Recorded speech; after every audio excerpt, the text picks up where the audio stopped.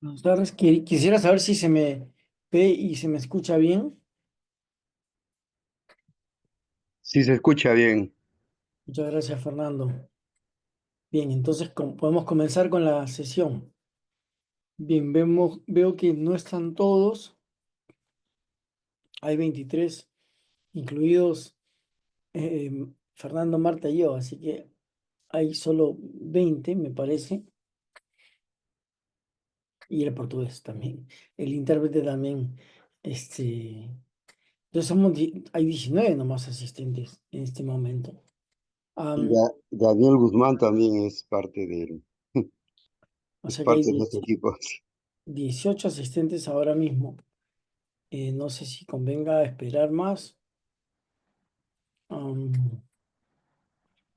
bien, una cosa primera que quisiera decir, avisarle al grupo, y es que am, vemos que no se están haciendo las tareas dentro del plazo, ¿no? Porque entiendo que en la semana uno puede tener dificultad, pero la idea es ya el fin de semana ponerse al día con todas las tareas de la unidad correspondiente, ¿no? Pero esto no está ocurriendo. Hay, me parece que muy pocos que han hecho sus tareas de la semana, ¿no? Am, y vemos que hay algo, digamos, hay un problema generalizado, ¿no? Entonces, es importante ponerse al día porque si no, después la cosa se acumula mucho más. Recuerden, en este módulo las tareas, las actividades son muy pocas, ¿no? Son solo, me parece, 9 actividades evaluadas. Entonces, en 3 semanas de módulo, pues yo quería hacerlo, quería hacer una carga ligera, pero de todas maneras hay carga, ¿no? Entonces, les pediría que por favor avisen a sus compañeros y ustedes mismos hacer las actividades en la semana, ¿no? Yo voy a preguntar cómo es que vamos a evaluar esto que se entrega fuera de la semana, ¿no? El riesgo es que los asistentes que no están cumpliendo con las tareas o que no cumplan con las tareas no van a poder tener una certificación, ¿no? Podrán seguir asistiendo, pero certificación no. Entonces hay que tener cuidado con eso. ¿Mm? Bien. Si hay, y ya saben, si hay alguna dificultad con tareas, ya les he dicho, pueden escribir perfectamente al WhatsApp, al grupo, y ahí se pueden absolver. Bien. Bien, vamos a comenzar. Tengo, a ver, un momento.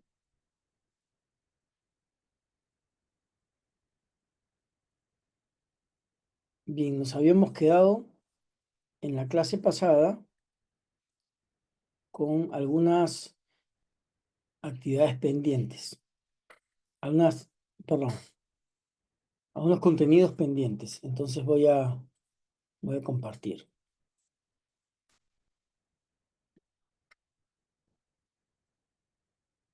Bien, entonces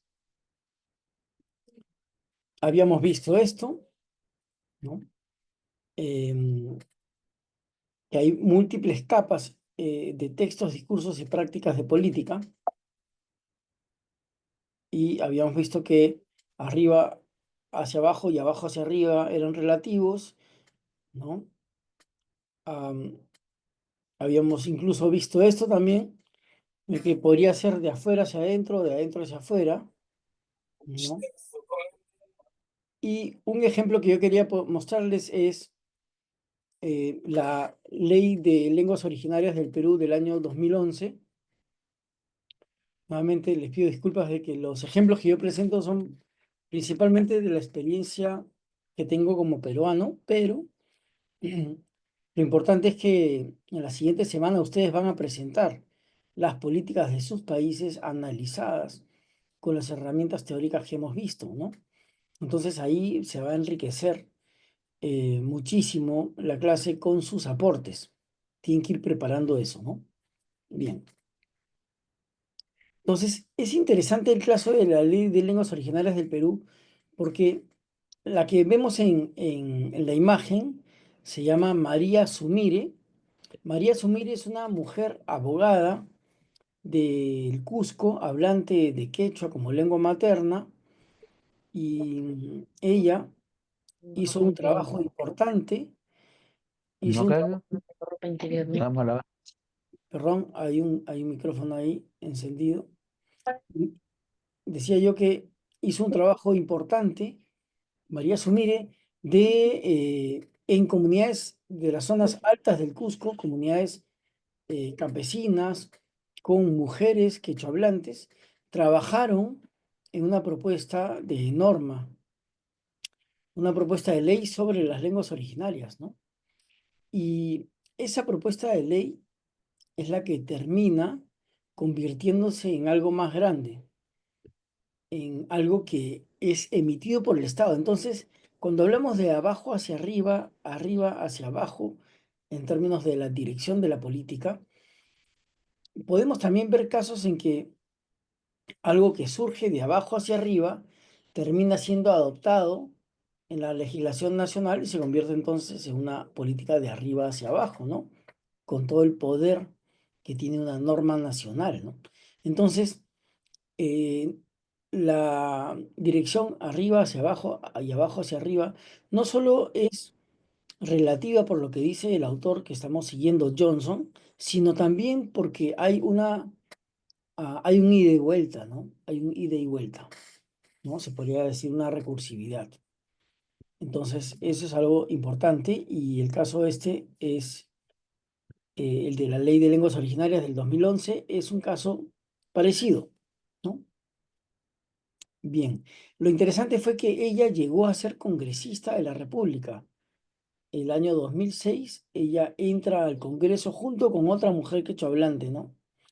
Y la ley se debate en el Congreso y claro, ella y su colega quechohablante también son objeto de una fuerte discriminación, ¿no? Muy fuerte, muy insultante. Hay videos de las peleas que se armaron en los pasillos del Congreso, ¿no? Y es interesante cómo la ley no se aprobó cuando ellas eran congresistas, sino después, ¿no? Después. Bien, bien. Entonces, eso es lo que tenemos, lo mismo que he dicho acá.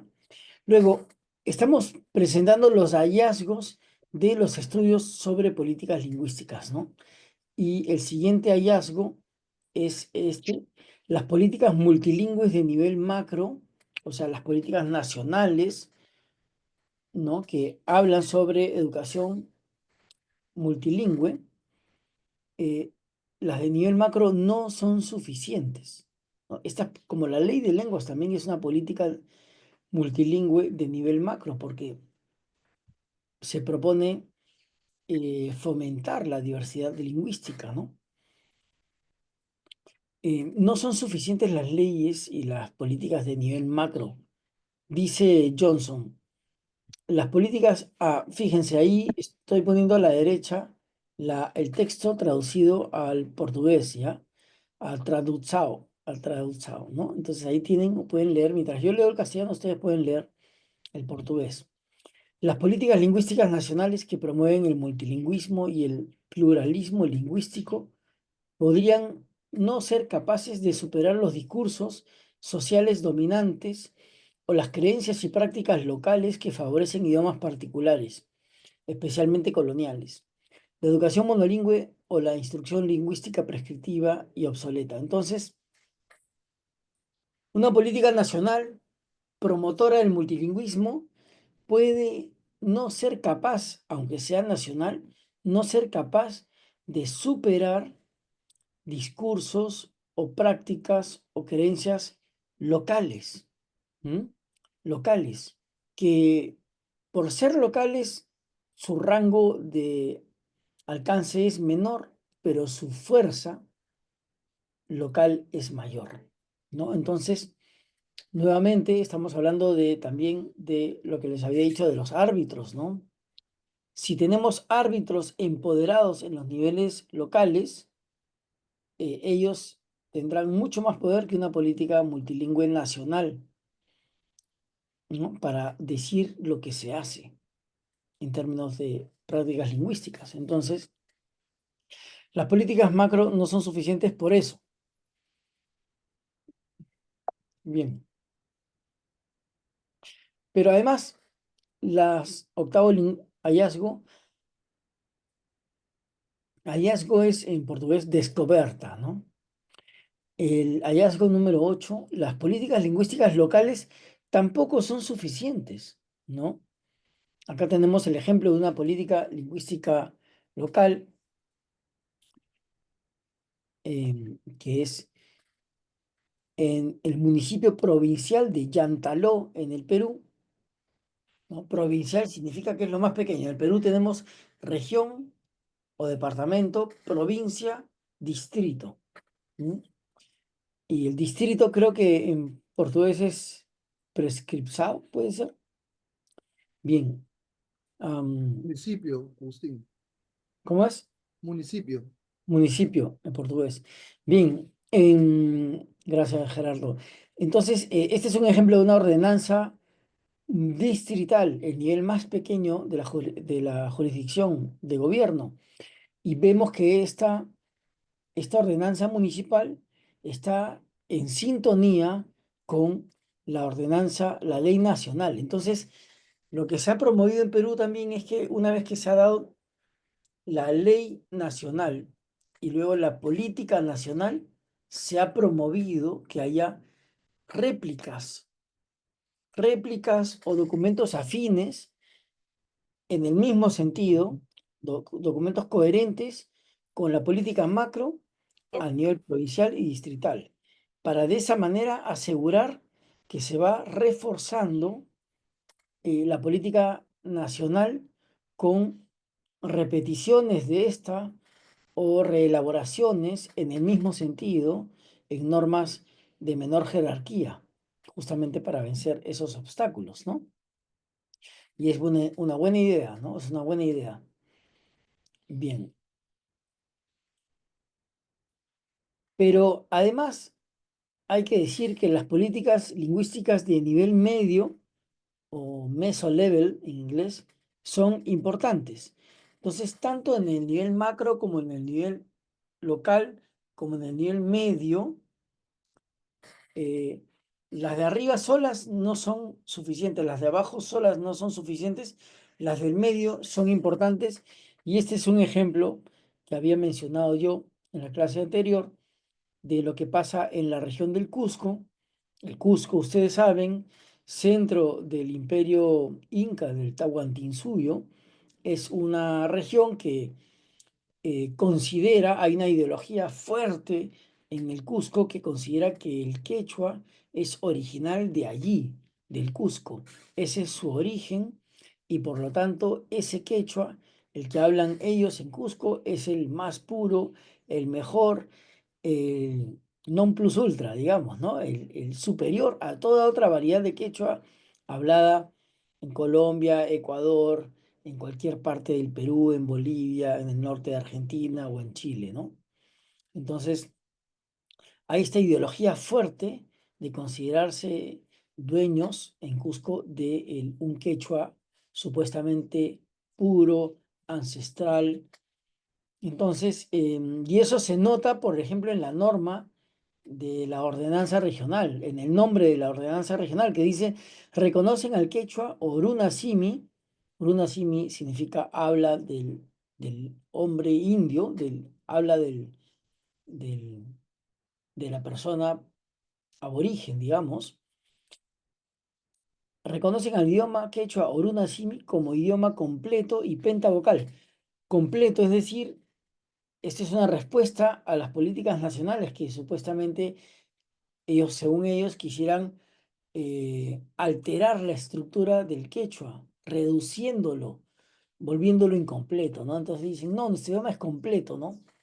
completo y pentavocal, o sea, de 5 vocales, ¿no? Ellos dicen, no, 3 vocales sería quitarnos vocales, ¿no? Cuando el consenso de los lingüistas en toda la historia es que el quechua tiene 3 vocales, ¿no? Es muy simple, son 3 vocales fonológicas, así de, eso es una verdad científica clara, ¿no? Pero esta ideología de pensar que su lengua es la verdadera, la pura, la ancestral, etcétera, eh, hace que emitan unas políticas de nivel medio, pero que son muy fuertes, son más potentes que las políticas nacionales posiblemente para eh, controlar lo que se hace en las escuelas, ¿no? Bien.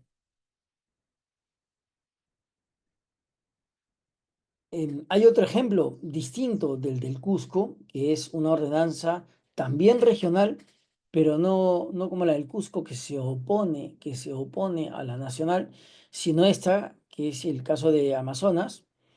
La región Amazonas es una región, como su nombre dice, amazónica, en el extremo norte del Perú, en el límite con Ecuador, ¿no? Y en la región Amazonas se hablan algunas lenguas, la lengua achuar, por ejemplo, que se comparte de la familia jíbaro, que se comparte con Ecuador, ¿no?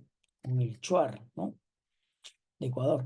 Bueno, entonces, en este caso, la política eh, promovida en Amazonas sí está en absoluta sintonía con la política nacional de lenguas del Perú, ¿no? Y si vemos, no sé si se está viendo lo que estoy compartiendo. ¿Ha cambiado la página compartida o se sigue viendo el Eh, PPT? El Ah, caso de la ordenanza regional de Amazonas, dice el profesor de batalla. muy bien, muchas ¿No? gracias. O sea, ahora estamos viendo ya el texto que se está moviendo de la propia ordenanza, ¿no? ¿Correcto? ¿O no? No, se ve No, solamente la lámina de ejemplo y el link, nada más. Ah, ya. Entonces, bien. Vamos a ir al enlace.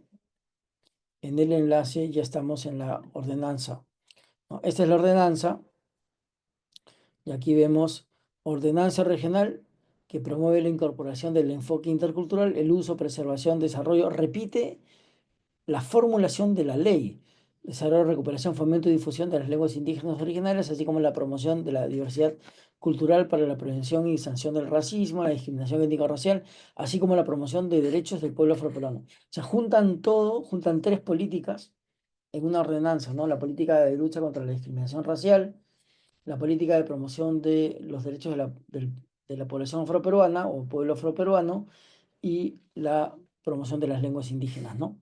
Entonces, esta es una ordenanza de nivel medio, o sea, regional, que está, en este caso, en absoluta sintonía con las políticas nacionales, ¿no? Entonces, ahí em, vemos que hay distintas perspectivas, ¿no? Bien, ahora estamos acá. Muy bien. Seguimos,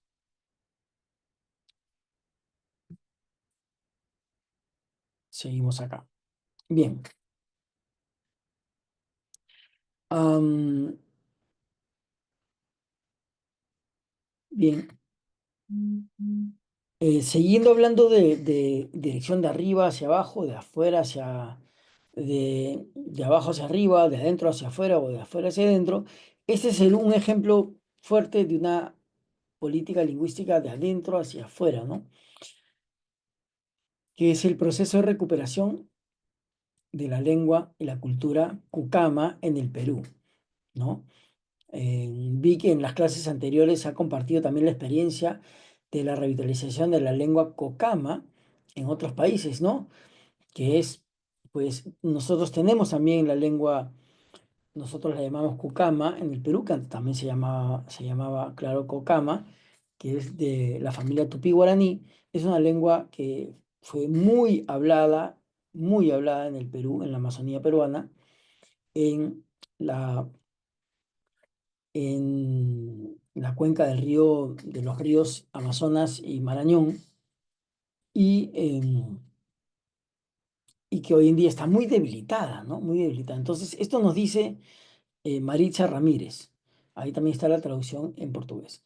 Este proceso de recuperación ha iniciado aproximadamente hace 25 años con iniciativas propias de la población, abuelos, abuelas, maestros, maestras, artistas, académicos, investigadores, etcétera, en diferentes zonas donde habita la población cucama.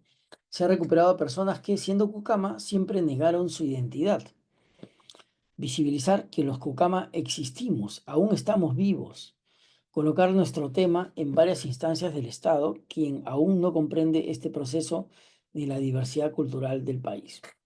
Entonces, este es un ejemplo de una política de abajo hacia arriba, ¿no? Que ha llegado a impactar también en la forma en que se hace política desde arriba, ¿no? Desde el Estado. Bien, porque, por ejemplo, parte de los logros de este proceso de recuperación iniciado en el pueblo Cucama es que se logró la oficialización de un alfabeto, ¿no? En Brasil tem povo Cucama, ¿no? Así es, está el pueblo Cucama en Brasil. Muy bien. Un décimo hallazgo es que las políticas lingüísticas nacionales no son necesariamente ideológicamente consistentes. Hay mucha contradicción en las políticas de un mismo país. Unas políticas de nivel macro nacionales pueden perfectamente estar en contradicción, ¿no? Las políticas nacionales suelen ser creadas por distintas personas que de alguna manera imprimen en el texto sus propias ideologías. De manera que el instrumento final contiene ideologías distintas e incluso contrarias entre sí, ¿no? Yo recuerdo que hace unos años se viene a opinión nuestra en la Dirección de Lenguas Indígenas del Ministerio de Cultura en el Perú, viene a opinión una política que estaba siendo formulada en el Ministerio de Educación, ¿no? Y la política se llamaba Perú País Bilingüe. Perú País Bilingüe, ¿no? Y ya estaba bien avanzada en su formulación. ¿Y qué proponía esa política nacional? Proponía la enseñanza del inglés, ¿no? En todo el país, para que todos los peruanos fuésemos bilingües. Pero lo que esa política pasaba por alto es que el Perú ya es un país donde muchas personas son bilingües o incluso trilingües, tetralingües, porque hablan lenguas originarias y el castellano, ¿no? Entonces, proponer Perú país bilingüe castellano-inglés era borrar de un plumazo toda la diversidad lingüística indígena en el país, ¿no? Entonces tuvimos que llamar la atención de eso. Si no hubiésemos llamado la atención de ese tema, existirían dos políticas nacionales, una que propone el multilingüismo y otra que propone el bilingüismo inglés-español, ¿no? Pero eso lo pudimos evitar, pero ese es un ejemplo de políticas nacionales que son ideológicamente inconsistentes, ¿no? No, no están alineadas entre sí. Y eso sucede muchísimo, muchísimo, ¿no? Am, bien. Y el último hallazgo que voy a presentar, el número 11, las intenciones de las políticas lingüísticas son especialmente difíciles de determinar. Y lo habíamos mencionado en la clase pasada, ¿no? Eh, o sea, ¿se pueden en verdad conocer las intenciones de los creadores de las políticas lingüísticas? ¿Tiene sentido hacerlo o más bien conviene centrarse en analizar cómo se implementa, apropia y materializa determinada política lingüística, ¿no? Entonces, ¿qué creen ustedes? ¿Tiene sentido investigar cuáles son las intenciones de las políticas lingüísticas? Vayamos a casos de políticas lingüísticas nacionales, ¿no? Por ejemplo, la política que prohibía el uso del idioma guaraní, ¿no? En este gobierno posterior a la guerra de la Triple Alianza. ¿Cuál era la intención de esa política? ¿Es posible saber la intención de esa política? ¿Tiene sentido hacerlo? ¿Mm? Y opiniones al respecto. ¿Se puede saber cuál es la intención detrás de una política? ¿Es fácil averiguarlo? ¿Tiene sentido hacerlo? ¿Es útil?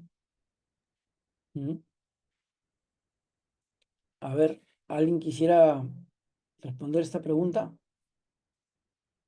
Sí, Gerardo, dale, adelante. Sí, Agustín, gracias. Bien interesantes las preguntas, pero va a depender mucho, o sea, a mí me parece interesante saber cuál es el origen de una política lingüística, porque seguramente una política lingüística está enlazada en una política de gobierno, o depende o sea, de gobierno a todo nivel, es decir, gobierno municipal, gobierno provincial, gobierno regional o gobierno nacional. Entonces, seguramente también esa política no difiere mucho de la ideología de las otras políticas sobre, por ejemplo, pobreza, educación, asistencia social, no sé, identificación. Seguramente no es que, o sea, todas las políticas desde ese punto de vista macro, ¿no? Ahora, también me parece interesante las políticas lingüísticas micro, porque sí me parece importante saber, por ejemplo, tú mencionabas la política lingüística Cucama, desde lo comunitario, o sea, me parece muy interesante el rastreo de cómo se convierte en un interés propio de la comunidad, cuando ya se dieron cuenta de que ya los niños ya no lo aprendían y empezaron a darse cuenta de que un espacio importante dentro de eso es la música y las artes. Y entonces, a mí me parece sumamente interesante. Claro, es más difícil si es una política pública lingüística, el rastreo, a diferencia de una política lingüística comunitaria. Ahora, la implementación de la política en estos dos campos también es sumamente compleja, ¿no? Es decir, uno puede diseñar una política perfecta desde el diseño, o sea, puede ser una política ideal, como seguramente son nuestras leyes, en toda América Latina, son perfectas nuestras leyes, pero la implementación de las mismas incluso sale de nuestras manos, o las manos de todos, desde los hablantes, de los policy makers, los que están dentro de la administración pública, y están a favor de la implementación lingüística, los que están en la administración pública y están en contra, porque también eso sucede.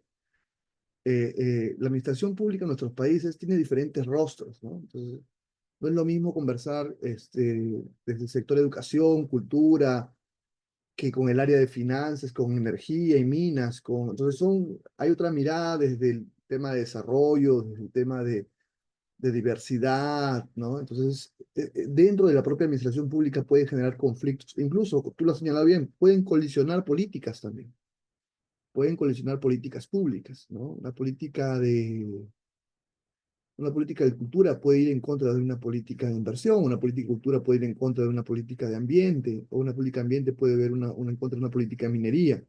Entonces, eso también puede pasar, ¿no? Entonces, a mí sí me parece todo muy importante, pero la implementación es vital, porque si no crearíamos castillos de arena muy lindos, pero no le cambiarían la vida a la gente, ¿no? Que en realidad yo creería, por ejemplo, hay políticas bajo esa lógica en Perú que tienen 30, 40 servicios, ¿no? Las políticas públicas se basan en servicios, pero hay políticas públicas que tienen 80 servicios. Entonces, si una política pública tiene 40, es compleja poder implementarla a nivel de servicios, indicadores, metas, sectores responsables. Una política de 80 servicios es muchísimo más compleja dependiendo del horizonte temporal y en realidad hasta puede ser muy bonita, pero no le ha cambiado a la vida de la gente, ¿no? En realidad la naturaleza del ser de una política es cambiarle la vida a las personas. Así Eso, es. sí. Muchas gracias, Gerardo, interesante. Me hace recordar cómo la interpretación de intérpretes y todo el programa de intérpretes en el Perú surgió por una política concreta, que es la política de la consulta previa, ¿no? Es decir, el derecho que tienen los pueblos a ser consultados sobre medidas que afectan el ejercicio de sus derechos colectivos, ¿no? Y la consulta previa es una política que colisiona con la forma tradicional en que se ha dado se ha consultado a los pueblos sobre inversión en minería, ¿no? Entonces, había todo un tema de que el sector minería estaba en contra de la implementación de esa política que es favorable a los pueblos indígenas, ¿no? Entonces, había unas peleas que llegaban a veces a enemistar a funcionarios. Rosana Abogado, adelante, Rosana. Sí, retomando un poco la pregunta inicial que habías realizado, profesor, si uno puede saber o no la intención. Yo creo que, y ahí le voy a pedir a mis colegas de Paraguay que me ayuden a complementar mejor la reflexión si es que me olvido de algún detalle. Nosotros en Paraguay lo hemos vivido claramente desde 1537 que posan en la bahía de Asunción por primera vez los españoles. Las diferentes políticas y las diferentes intenciones detrás de esas políticas lingüísticas hacia la lengua guaraní, que en realidad era la lengua del pueblo cario, es el que hoy hablamos nosotros y le llamamos guaraní paraguayo, también de la familia tupí guaraní. Hemos tenido, incluso ya en los gobiernos independientes de la colonia post 1811, hemos tenido gobiernos independientes que han dispuesto que se hable solo en castellano, que se enseñe solo en castellano. Han habido situaciones históricas de querer poner por encima de todo al castellano, eliminar al guaraní, y sin embargo han tenido un efecto contrario. Entonces, cuando siempre nos preguntan a los paraguayos, pero ¿cómo es que el guaraní sobrevivió y llega hoy a representar, a estar vivo en un porcentaje tan alto de la población?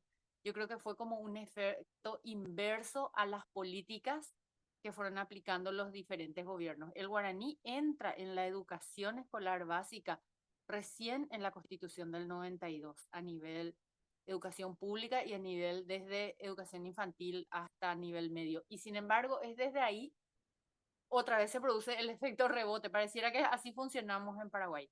Cuando se dispone que el guaraní es una lengua oficial, de que debe estar en el sistema educativo formal, empezamos como sociedad, como sistema, a querer hacer ya escriturar todo en guaraní, cuando el guaraní viene sobreviviendo en la oralidad y queremos hacer textos de ciencia, textos de matemática, textos de informática, textos de todas las áreas del conocimiento. Del guaraní tenía un desarrollo en otro campo, en otros campos. Entonces, hoy, si nosotros miramos estadísticamente la población que hablaba guaraní, que se declaraba hablante, usuario de la lengua guaraní en 1992, que justo tuvimos un censo en el 92, respecto al censo del 2002, respecto al censo del 2012 y respecto al censo del 2022, la población monolingüe guaraní ha disminuido. Después de que instalamos en la Constitución Nacional la política del bilingüismo oficial. Sin embargo, en las décadas anteriores, los gobiernos anteriores, las políticas anteriores que trataban de reprimir el guaraní, ese guaraní que está y que sigue vivo en las casas y en algunos contextos, no quiero decir rural, porque el guaraní no es rural. El guaraní en el Paraguay es urbano, es rural, es periurbano, es de pueblo, no es el castellano en la ciudad y el guaraní en el campo. Eso no es así en mi país. Entonces, pareciera que siempre vamos como que se dispone la política y ocurre lo contrario a nivel social. Y muchas veces eso pasa con las demás lenguas indígenas, y el temor de muchos sabios indígenas de que al querer darle todo ese marco normativo a las lenguas indígenas, que diccionarios, que gramática, que reglas, que normas, que cosas, y siempre dicen tenemos miedo que le pase lo que le pasó al guaraní. Porque es cierto que la población juvenil escolarizada en guaraní, con un guaraní que a veces no es el mismo que está en la calle, empieza a generar rechazo hacia el guaraní presente en la escolarización y con unas estructuras que a veces no son como muy amigables respecto al guaraní de la oralidad. Solamente eso quería señalar. Eso me recuerda a lo que dijo el profesor Gilván en una de sus clases, ¿no? La escuela como enemiga de las lenguas, ¿no? Y lo que dices es muy interesante, cómo la acción desde el poder sobre la lengua, queriendo equiparar la lengua con la lengua hegemónica en todos los espacios, en todos los niveles, ¿no? Ocupando todos los espacios con las mismas funciones, termina siendo quizás contraproducente, ¿no? Porque se le exige al guaraní, que era fluido en sus propios dominios, se le exige equipararse con la otra lengua absolutamente en las mismas funciones, en los mismos espacios, tal cual, siguiendo el modelo del catalán, siguiendo el modelo del vasco, ¿no? Pero quizás para nuestras lenguas indígenas no es esa la receta, quizás, ¿no? Quizás es un maximalismo que termina siendo contraproducente. Esa es una pregunta que yo siempre me hago y que hasta ahora no me respondo. Angélica y después Yamín, hagámoslo, intervenciones cortitas, por favor, cortitas, Angélica, para pasar a lo que resta. Adelante, Angélica. Sí, buenas tardes a todos. ¿Me escuchan? Sí, sí, se te escucha. Perfecto. Sí, justo no saber las intenciones que tienen quienes hacen las políticas públicas detrás, sobre todo en el tema de la política lingüística, creo que tiene que ver una correlación, justo como lo decía, ¿no? De la política social, económica y cultural. Porque aquí en México, justo tiene que ver desde la llegada de los españoles, ¿no? Cómo cambiar esta dinámica de las lenguas, del 80% que hablaba la población en lenguas indígenas hablar el español e imponerla, entonces a partir de ahí ya vemos las intenciones, ¿no? Desde integrarlas a una sociedad porque se dice que son que son poblaciones civilizadas, desde que desde que la diversidad genera un problema y por eso hay que terminarla totalmente para que podamos hablar solamente el español y tener una sola cultura, ¿no? Y eso no tiene mucho cambio porque desafortunadamente justo ahorita en el marco del Día Internacional de la Lengua Materna, aquí en México, si bien tenemos la Ley General de Derechos Lingüísticos, que todo es resultado de todo el movimiento zapatista que exigía justamente la educación en sus lenguas y que a partir de eso justo nace la Ley General de Derechos Lingüísticos, a nivel estatal pues no hay tantas leyes que apoyen esta ley nacional, ¿no?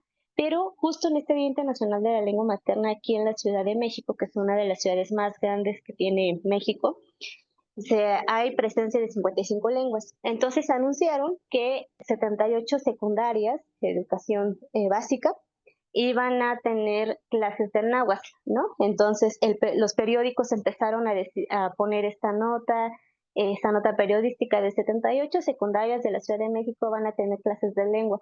Entonces es sorprendente que todavía a estas alturas encontrábamos comentarios para que aprenden una lengua, mejor que les pongan el inglés porque este mundo competitivo es mejor que eso. Entonces estamos viendo que parece que vamos avanzando como sociedad y que según se están aceptando las lenguas, pero no. Y yo veía esta política como se supone que es una ciudad multilingüe, pero no, sigue habiendo este racismo, sigue habiendo esta discriminación. Entonces es como de la intención detrás que se tiene de esta política, es decir, vamos a promocionar esa diversidad. Y ahora versus, lo ponemos en que se enseña en la lengua en las secundarias, hay todo este proceso de discriminación, ¿no? Y hubo un debate ahorita está el debate justamente esto que se está promoviendo, ¿no? Entonces, incluso hasta nuestra presidenta se pronunció, pero ahí es como de viene como ¿cómo se podría decir? Esa polémica de sociedad, ¿no? Entre los que apoyan las lenguas, entre los que no, entre los que sí. Entonces digo yo, híjoles, creo que parecía que íbamos avanzando, pero no, sigue viendo esa minorización de las lenguas. Así es, interesante, Angélica. Y por último, Yasmín, cortito, cortito, para seguir, porque Gracias, maestro. Buenas noches a todos. Bueno, yo cortito, me quería explayar, pero lo voy a decir cortito, ¿no? Refiriéndome a la primera pregunta que decía, ¿no? ¿Cómo reconocer? ¿Se puede conocer las intenciones de los creadores de las políticas? Sí que se puede reconocer. Acá en Bolivia, por ejemplo, está el auge de reconocer las lenguas indígenas, porque hay un trasfondo de la territorialidad, ¿no? Las lenguas definen también el territorio, ¿no? Asimismo, estamos ahorita, ya en agosto van a ser las elecciones, entonces están ahorita reconociendo, los municipios ahorita están reconociendo las lenguas, el territorio, porque hay el trasfondo de que los escaños indígenas, ¿no? Ahorita hay la intencionalidad es que los escaños indígenas para poder participar, ¿no? Y estar también en la esfera de poder del Estado. Ahorita en Bolivia está en ese auge de reconocer. Entonces hay muchas intenciones, hay varios trasfondos que ven eso y bueno, ¿no? Ahorita eso es lo que estamos viviendo en la actualidad en Bolivia. Eso nomás en cortito, maestro. Gracias. muchas gracias, Yasmín. Interesante, los escaños indígenas, ¿no? Y quería Recordaba yo un asunto con lo de la intención detrás de una política lingüística. A veces sí, efectivamente se puede averiguar la intención o se puede deducir a través de un cálculo de ideologías, ¿no? Recuerdo que en el Perú, por ejemplo, hemos tenido, ustedes saben, un dictador, ¿no? Que fue Alberto Fujimori, que gobernó durante 10 años en el Perú.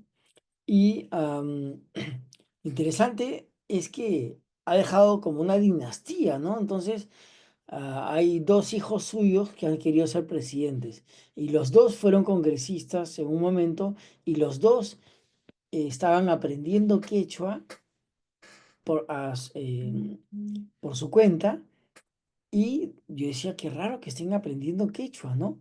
Y resultó que estaban también desarrollando un proyecto de ley para que los puestos de gobierno, autoridades por elección popular, tuviesen la obligación de hablar una lengua originaria. O sea que estaban aprendiendo quechua y promoviendo un proyecto de ley para ser ellos elegidos para ser presidentes, ¿no? En realidad.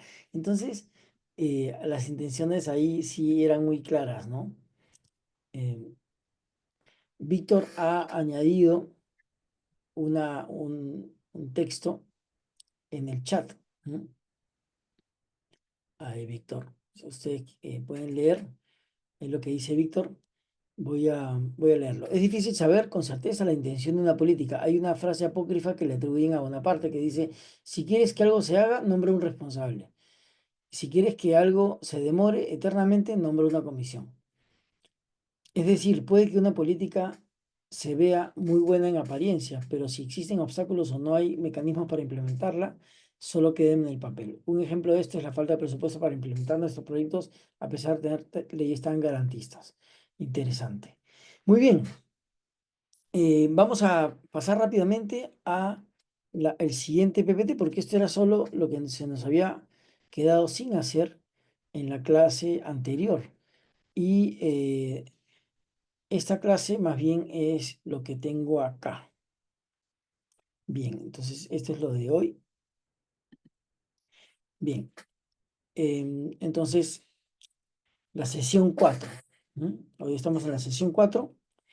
Vamos a ver un tema quinto que me parece interesante, que es una mirada crítica desde el sur. ¿Mm? Desde el sur, cuando hablamos del sur, estamos hablando de nuestros países, ¿no? Y tengo estas dos preguntas para ustedes. ¿Cuál debería ser la finalidad primordial de una política lingüística en un país como los nuestros? ¿Cuál debería ser su finalidad primordial? ¿O cuál debería ser el resultado al cabo de unos años? ¿Mm? A ver, cada quien en su cabeza. Primera pregunta, ¿cuál debería ser la finalidad primordial de una política lingüística en un país como los nuestros? A ver, pensemos. ¿No? ¿Cuál es la finalidad? Si resumimos en un objetivo, una finalidad, por sobre todos los demás, ¿cuál es? ¿Cuál es ese? Ujú. Y luego, ¿cómo se materializa? Y al cabo de 10, 20, 30 años, ¿cuál debería ser el resultado de una política lingüística de un país como los nuestros? ¿Cómo se imaginan esa política con el objetivo que pensaron? ¿Cómo se imaginan su resultado al cabo de 10, 20, 30, 40 años? ¿Mm? ¿Qué hemos imaginado? ¿Qué hemos imaginado? Hemos imaginado una política, a ver, vamos viendo. ¿Hemos imaginado una política macro o micro? ¿Hemos imaginado una política de arriba o una política de abajo? ¿Hemos imaginado una política de afuera hacia adentro o de adentro hacia afuera? ¿Hemos imaginado una política eh, de jure o de facto? ¿Hemos imaginado una política abierta o cubierta? ¿Hemos imaginado una política documentada o no documentada? hemos imaginado una política de prohibición, de restricción restrictiva, de orientación restrictiva o promotora. Hemos imaginado una política en la que la lengua es vista como un problema, como un derecho o como un recurso. Bueno, cada quien sabe lo que imaginó. Ahora, yo pienso que tendemos a imaginar una política de arriba hacia abajo, documentada, de jure, abierta, de promotora y que piensa en la lengua como derecho o quizás como recurso. ¿Estoy muy equivocado o es más o menos lo que hemos imaginado todos? ¿No? Y de nivel macro, claro. Y me parece que tenemos esa tendencia a pensar así una política, ¿no? Y Inge Sigra, eh, ustedes deben conocerla, que ha trabajado mucho tiempo en el FUNPROIBANDES. Inge Sigra dijo en 2015 en el Cusco lo siguiente. A la derecha está la traducción en portugués. Cuando hablamos hoy en día, y ya desde hace varias décadas, de política y planificación lingüística en nuestros países, todos entendemos que se trata de acciones deliberadas de instituciones gubernamentales. Papá gobierno hace algo, ¿no? Deliberadamente, de instituciones gubernamentales para y con las lenguas originarias, ancestrales, indígenas, minorizadas. Es decir, hemos imaginado efectivamente, porque es la tendencia, que papá gobierno, por su gran voluntad, emite una política referida a las lenguas originarias o minorizadas. Es decir, dice Inge, acciones para situar a estas lenguas, situarlas en espacios ocupados y definidos por el Estado. O sea, el Estado está en un lugar, está en sus funciones y hemos pensado que la política es que la lengua entre ahí en el espacio que controla el Estado, que entre en la educación, que entre en los derechos, en la justicia, que entre en los procesos de consulta previa, que entre en la señalética institucional de los edificios públicos, ¿no? Que entre en la forma en que se contratan los servidores públicos, que entre en el Congreso de la República, en la forma en que se dirige uno en el hemiciclo. Siempre estamos pensando que la política tiene que coger la lengua originaria y meterla en ese espacio que está controlado por el Estado, ¿no? Y que papá gobierno va a hacer ese milagro, ¿no? ¿Para qué? Para que la lengua allí comparta con el castellano espacios y funciones institucionales hegemónicos. Lo que comentábamos para el caso de Paraguay, ¿no? Se quiere que la lengua originaria, el guaraní, sea exactamente igual que el castellano, que cumpla las mismas funciones, que esté en los mismos dominios, que tenga también libros, gramáticas, diccionario, todo igualito, ¿no? Porque vemos que ese es el espacio de poder, ¿no? Entonces, hay un problema ahí muy interesante que señala Inge, ¿no? Fíjense lo siguiente.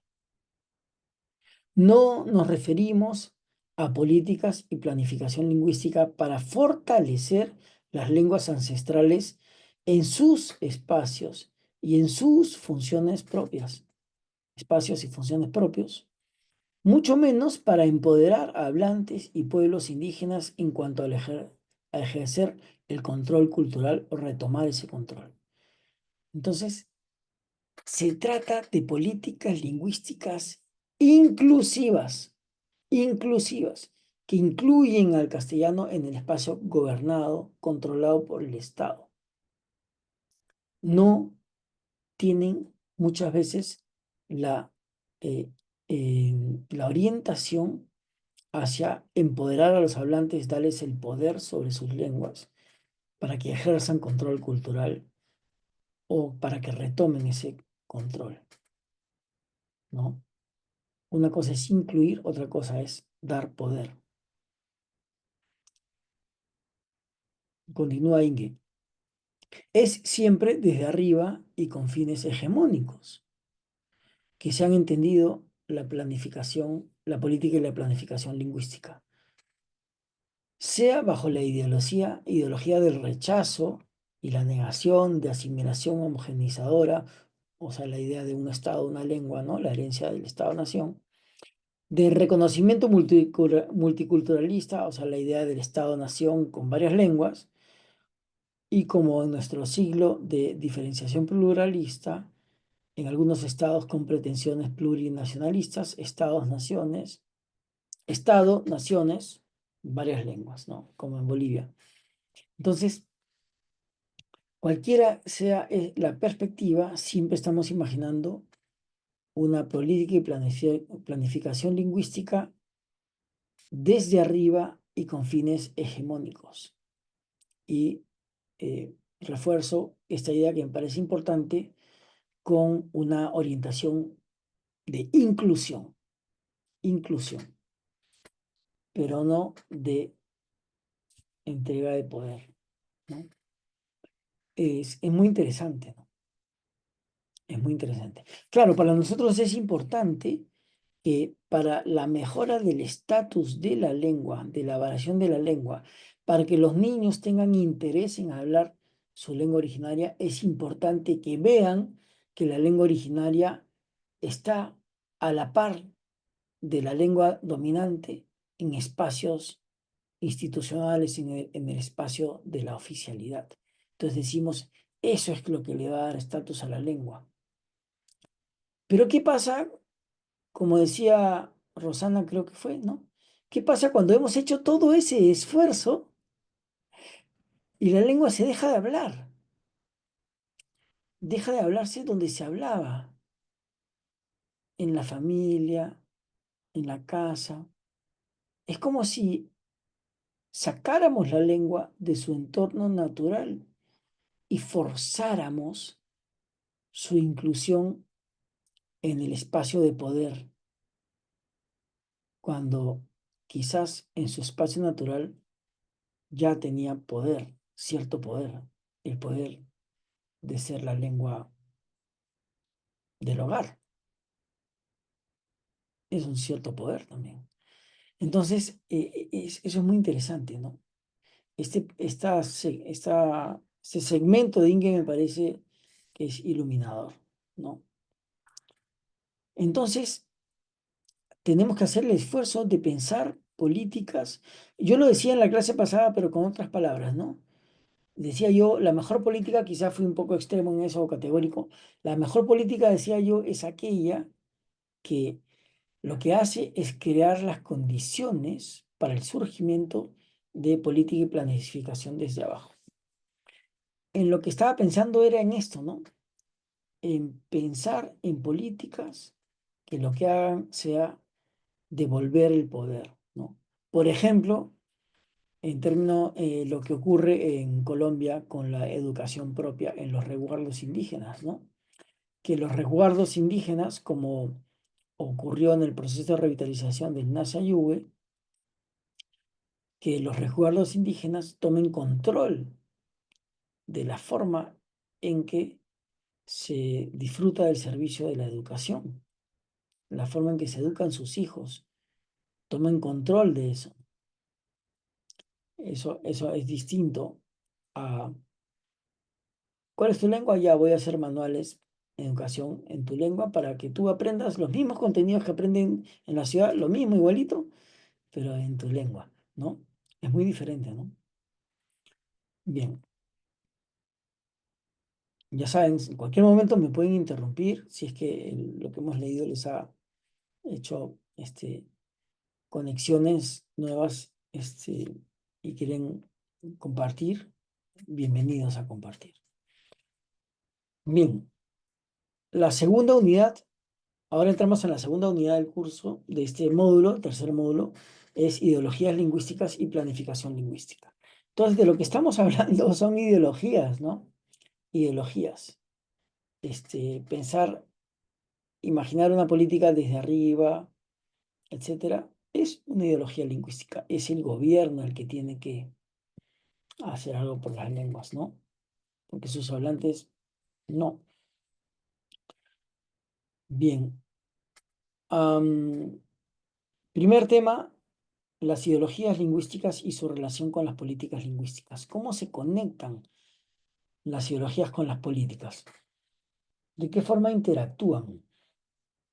Hay ideologías que potencian políticas, hay ideologías que contrarrestan políticas. Para ilustrar esta reflexión, he traído un caso de Apurímac. Apurímac es una región del país, del Perú, muy interesante. Fíjense, acá tengo un mapita. Ahí vemos Apurímac en el centro de la zona andina sur del Perú, rodeado por departamentos donde se habla mucho quechua, entre ellos el Cusco y Ayacucho. Y lo interesante de Apurímac es que Apurímac es el departamento del Perú, todo eso rojo es un departamento, el departamento del Perú con mayor proporción de hablantes de lengua originaria. En este caso es el quechua. 7 de cada 10 personas en Apurímac vivas hoy, 7 de cada 10 tuvo como lengua materna el quechua. Esto está disminuyendo rápidamente, pero cuando hemos hecho esta estadística en el año 2017, con el último censo hace 8 años, esa era la realidad. 7 de cada 10 apurimeños o apurimeñas tienen quechua como lengua materna. Bien, entonces, ese es un lugar donde definitivamente la política lingüística tiene que ser fuerte en promoción del quechua. Y entonces, desde hace, yo diría, más de 15 años, en Apurímac se ha impulsado una política que se llama de generalización del quechua. Es una política principalmente orientada al ámbito educativo y generalización del quechua significa que quieren que todos los niños, niñas y adolescentes aprendan quechua en la escuela. Pero esa política que es celebrada por muchas personas dentro de Apurímac tiene sus complejidades, como toda política, ¿no? Y entonces esas complejidades son identificadas, algunas, en este libro que se llama Quechua Simiraicu, o sea, por el quechua, batallas por el quechua. ¿Mm? Y en el primer capítulo se comienza con una anécdota muy interesante que ilustra bastante bien el asunto de las políticas lingüísticas. Fíjense, a mí me parece que es sumamente interesante. Bueno, esto es lo que yo les decía, Apurímac destaca como una región de avanzada en la promoción de la lengua quechua en el país. Esta es una noticia del año 2018, de hace 7 años, pero que es interesante, ¿no? Apurímac destaca como la región que más revalora el quechua en atención al público en los servicios públicos. O, por ejemplo, esto que es de hace 3 años, la Dirección Regional de Educación de Apurímac iniciará este año la enseñanza del quechua para todos en el sistema educativo regional. Eso forma parte de la política de generalización del quechua que yo mencionaba, ¿no? Ahí tenemos abajo, en el tercer bullet, dice, la tercera viñeta, dice plan de generalización de la enseñanza del quechua para todos, ¿no? Bien, entonces, en el texto que les he mencionado, así se comienza. Fíjense, voy a leer esta anécdota que ellos describen o narran. Muchos alcaldes entrevistados durante la investigación declararon haber utilizado el quechua en sus campañas políticas y precisaron que las contracampañas que se suelen hacer muchas veces se apoyan en el argumento de que el otro candidato no sabe hablar la lengua, ¿no? Entonces, un alcalde, un candidato a alcalde está haciendo su campaña para ser elegido como alcalde de ese distrito o municipio provincial o distrital. Y entonces la oposición que recibe es, oye, ese no sabe quechua, ¿no? Entonces es un argumento muy esgrimido y muy utilizado y muy potente. Es más, cuando algunos van como candidatos a las comunidades y hablan en castellano o en un quechua muy básico, los comuneros o comunarios, como se dice en Bolivia, ¿no? Los comuneros, los habitantes de la comunidad, les gritan, este no sabe quechua, que hablen quechua, ja, ja, ja, se ríen, ¿no? Que no venga acá si no sabe quechua, ¿no? Así lo rechazan al candidato a alcalde que está en su tabladillo, en su meeting, tratando de conseguir votos, ¿no? Lo, lo, lo dicen, ¿tú qué vienes acá si no sabes hablar quechua, ¿no? Bien. Sin embargo, y aquí está la vuelta del asunto. Sin embargo, cuando el candidato, antes candidato, ya gana la elección y ya como alcalde ocupa el sillón municipal, usa el castellano en su despacho, en sus reuniones de consejo municipal y en su vida cotidiana en general. Más aún, cuando el alcalde decide hablar en quechua con personas provenientes de las comunidades, aquellos que antes le reclamaban, no, que hable quechua, ¿no? Esos mismos que reclamaban, cuando van por ejemplo, a pedir algo al alcalde y el alcalde, sí, les habla en quechua, ellos muchas veces optan por contestar en castellano y no en la lengua que antes le exigían al candidato.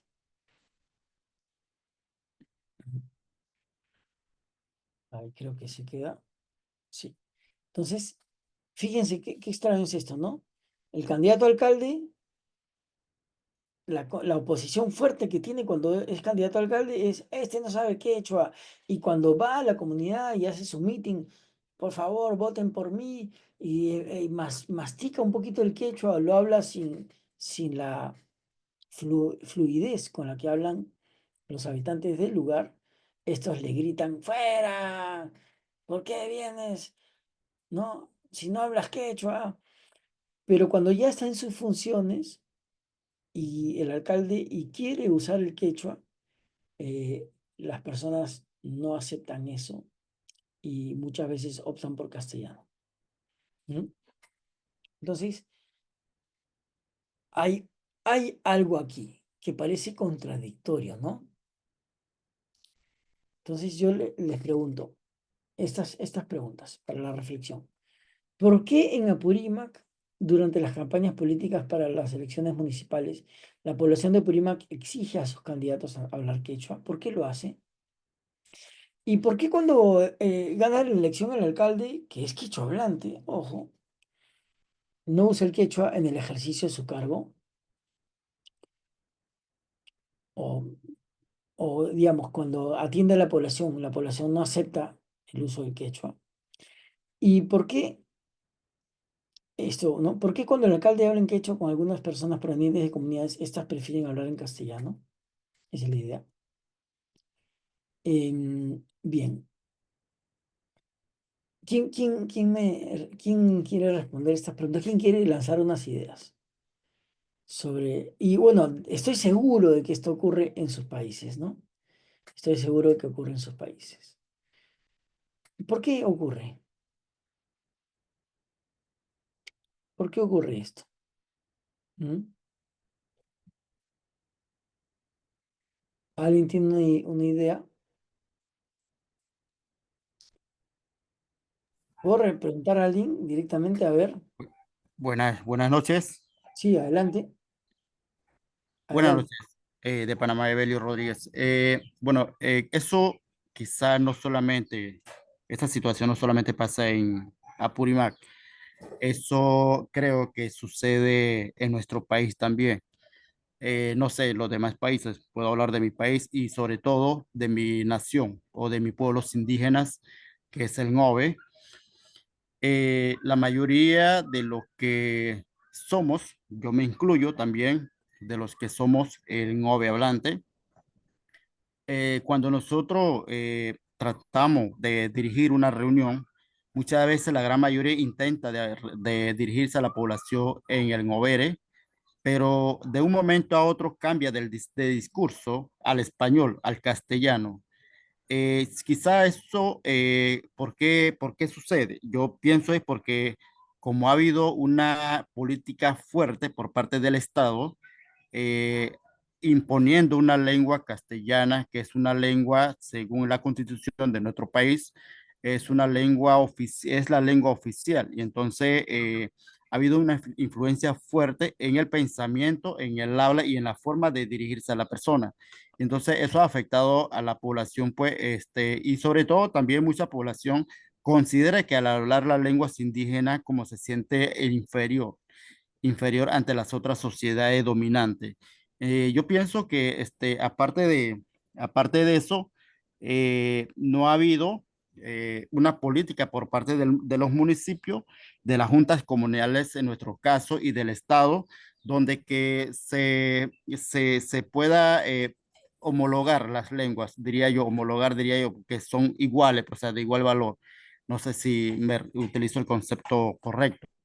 Mm. Sin embargo, ha habido, continúa la política por parte del Estado en la imposición del español, porque los textos o los materiales didácticos aún continúan siendo materiales del español y fuertemente, yo pudiera decir, con un alto porcentaje de contenido español a la escuela primaria aún en las zonas indígenas, continúa siendo español. Eso quiere decir que entonces la política es encubierta aún.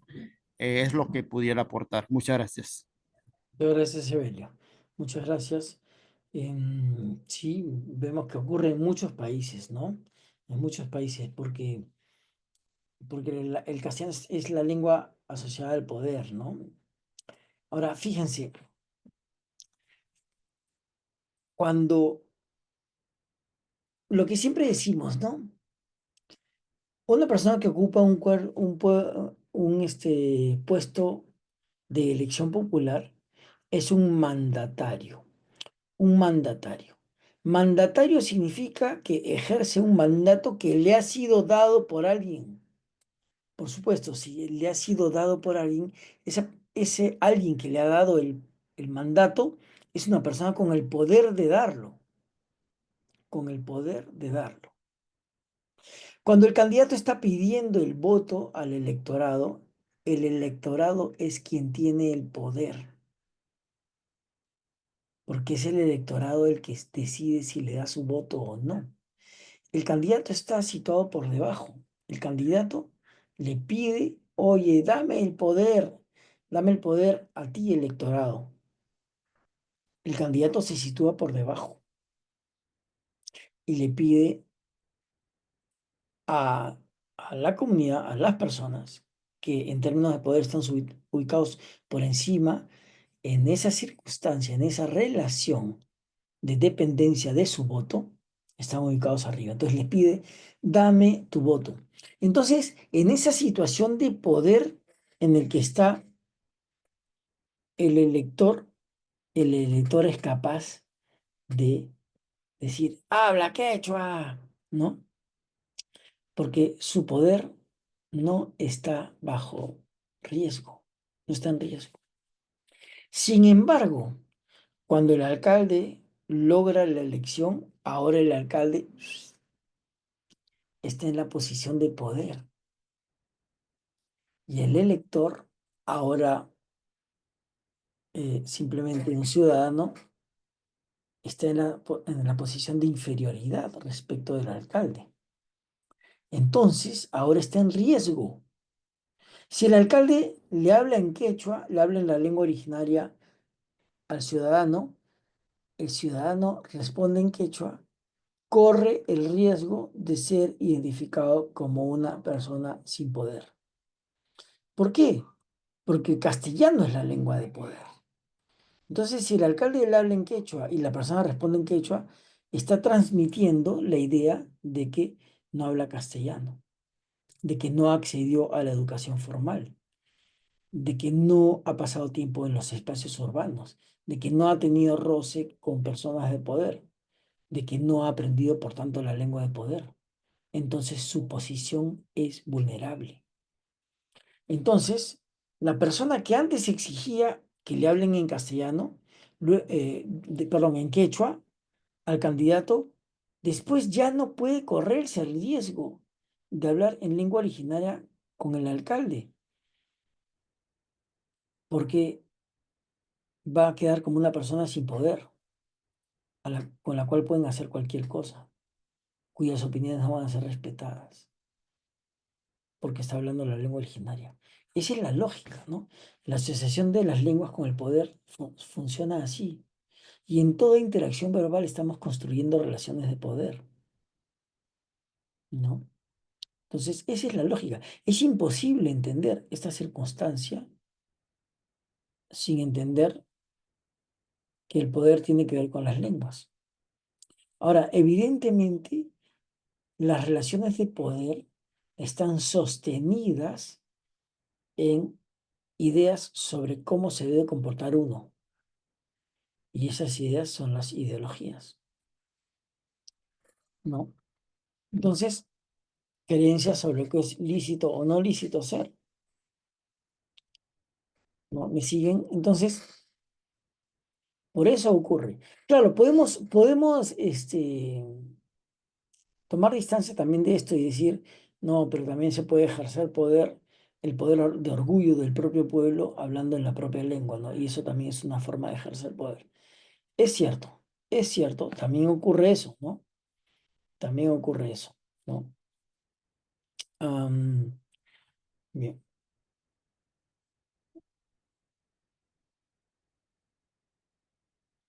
Entonces, acá hay una actividad, fíjense que es una actividad para ustedes.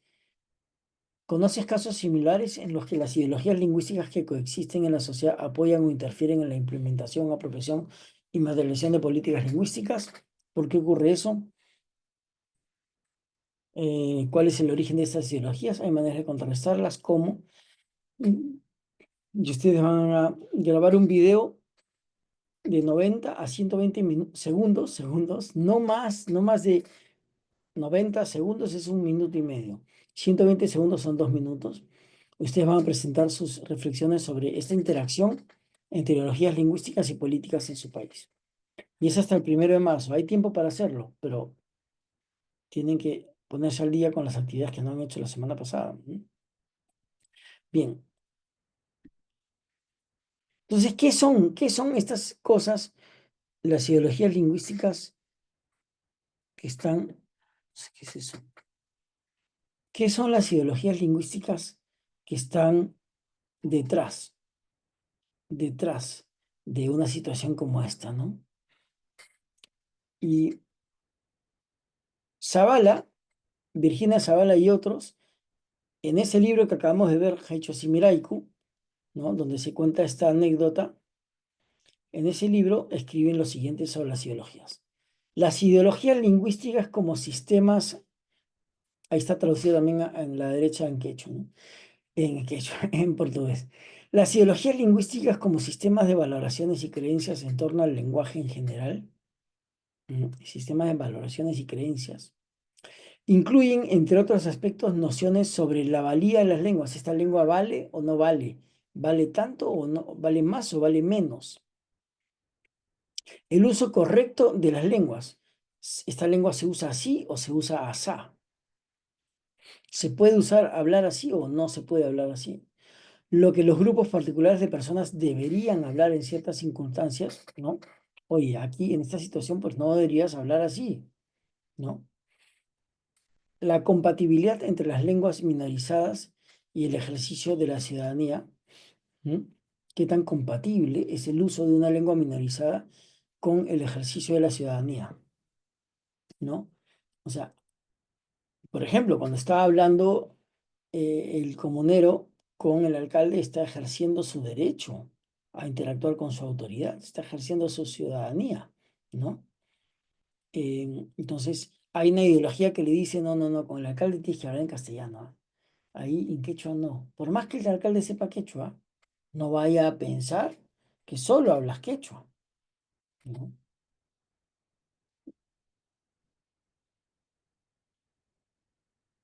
Y si uno, ¿no? Creencias sobre si uno realmente puede pertenecer a un grupo étnico sin hablar la lengua que se asocia con él, ¿no?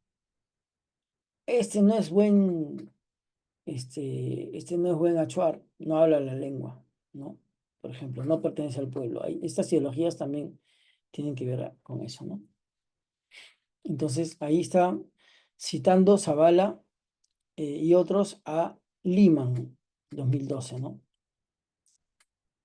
Entonces vemos que las ideologías regulan socialmente el comportamiento lingüístico, ¿no? Mediante un sistema de creencias sobre si la lengua vale o no vale, si la lengua se usa así o asá correctamente, si la lengua se puede o no se puede usar, o se puede o no se puede hablar en tal circunstancia, en tal situación, si las lenguas son compatibles con el ejercicio de poder o no, o si uno puede pertenecer a cierto grupo étnico si habla o no habla la lengua. Todo eso te lo ofrece la ideología. Luego está este autor que es muy interesante, Kroskriti, que en el 2000 establece estos 5 niveles de organización de las ideologías lingüísticas. 5 niveles de organización.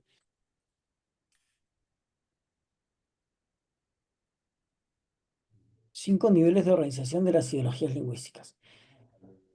Ahí esto de acá. Angkat isi yang menyimpulkan, angkat pantalla itu harus. Viste que por eso es bueno tener un computador, te das cuenta. Angkat lu kulma igual. Por el micrófono. Bien. 5 niveles de organización de las ideologías lingüísticas. Bien, ahora vamos a ver. Primero, las ideologías lingüísticas están vinculadas con los intereses sociales, políticos y económicos de grupos particulares. ¿Mm? Entonces, claro, estas ideologías lingüísticas están muy vinculadas con intereses políticos, sociales y económicos de grupos particulares. No. Ah, por favor, ese micrófono hay que apagarlo. Bien, ¿no? Porque hemos dicho, si la sociedad se construye verbalmente y si por lo tanto el acceso al poder se regula mediante políticas lingüísticas, ¿no? Entendidas en el sentido amplio, entonces esas políticas lingüísticas están sostenidas en ideologías lingüísticas. Bien, las ideologías lingüísticas no son uniformes en una sociedad o grupo sociocultural, para nada, ¿no? Para nada. En una misma sociedad puede haber muchas ideologías lingüísticas circulando, ¿no? Son múltiples y variables, ¿no? De hecho, muchas veces uno mismo tiene más de una ideología lingüística que concomitante, que tiene que ver con una situación. Y uno mismo tiene dos ideologías lingüísticas que compiten entre sí. Eso es lo que se llama un dilema ideológico, ¿no? Compiten entre sí y una le gana a la otra, ¿no? Entonces yo, por ejemplo, que soy un empoderado, voy a hablar con el alcalde y tengo la ideología lingüística de que debo demostrar mi fuerza y mi poder como miembro del pueblo hablando mi lengua. Pero esa ideología entra en competencia con la otra ideología, que mi lengua vale menos. Es cierto que me han dicho que vale más, pero mi lengua vale menos, ¿no? Y mi lengua está asociada con la pobreza, la marginación, la falta de educación.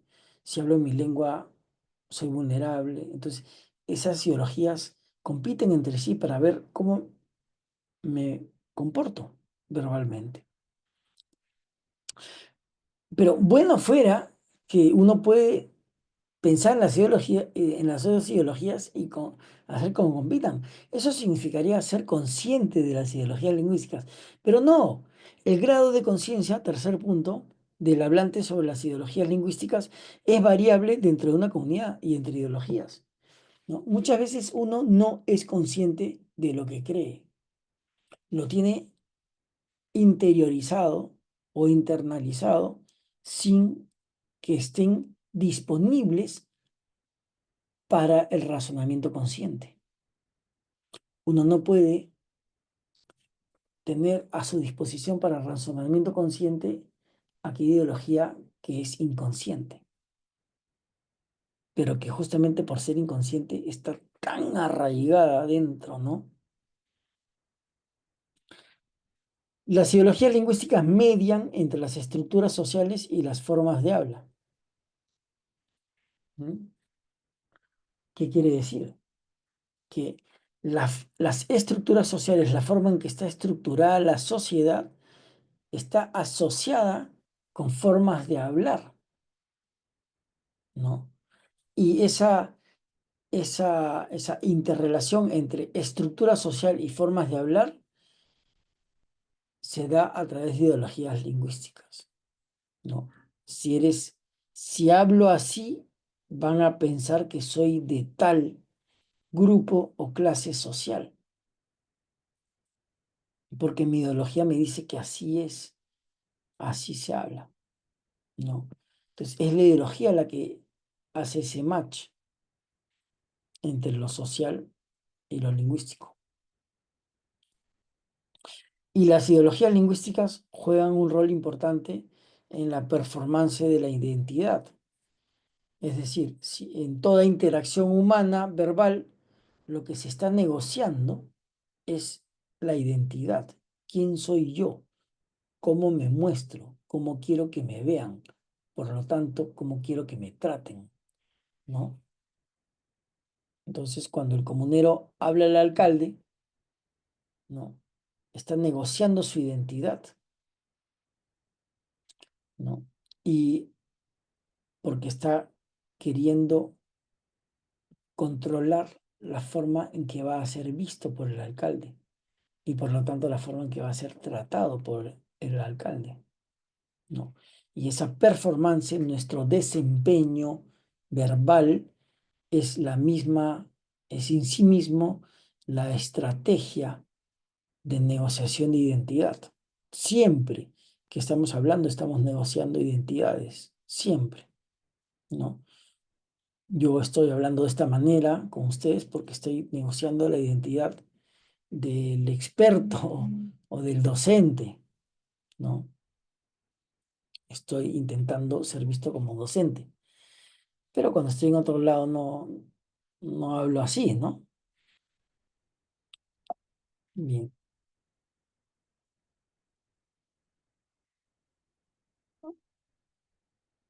Hay una cosa interesante que dice Johnson sobre la ideología lingüística y porque ustedes deben haberse encontrado con distintas definiciones de ideología lingüística, ¿no? Entonces, Johnson dice que hay dos grupos, ¿no? Existe una distinción fundamental, dice Johnson, entre aquellas definiciones de ideología lingüística que optan por una postura neutral y aquellas que adoptan por una postura crítica sobre la ideología, ¿no? Las primeras, las que optan por una postura neutral, tienden a describir todos los sistemas culturales de representación, ¿no? Mientras que las segundas tienden a incorporar estrategias para mantener el poder social en la definición. Entonces,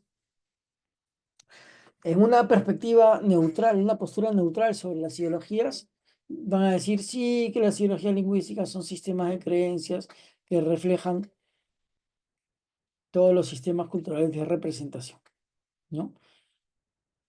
Mientras que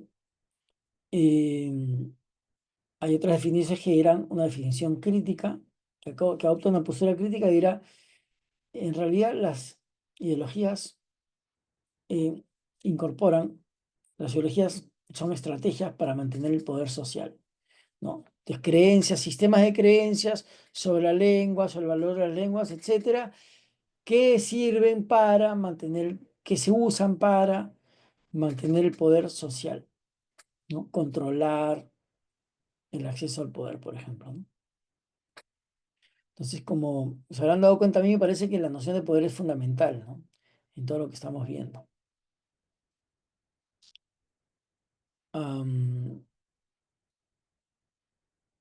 Bullard en el 92 dice esto, ¿no? Las ideologías lingüísticas son concepciones culturales, no solo del lenguaje, no solo del lenguaje y de la variación lingüística, sino también de la naturaleza y el propósito de la comunicación, ¿no?